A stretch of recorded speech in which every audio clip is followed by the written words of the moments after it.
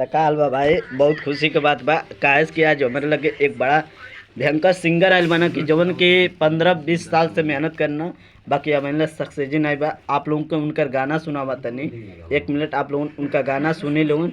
अब बहुत झकास हमारे चाचा गावे ना और आप लोगों गाना का जरूर प्यार दुलार दे लोग। हाय दोस्तों, कागज पे कलम तेरा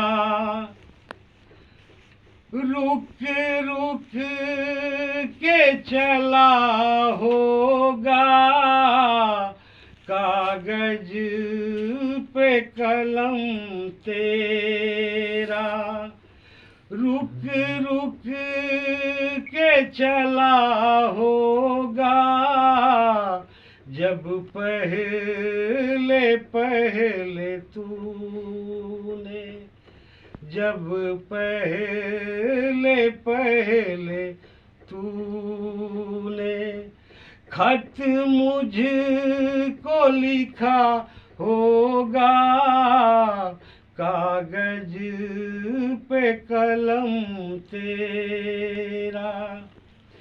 ये जालिम है जमाना एक ऐसो आसियाना, ये जालिम है जमाना एक ऐसो आसियाना, तुम अगर चाहोगे तो फिर तुम अगर चाहोगे तो फिर हमारा मिलन होगा, कागज पे कलम तेरा।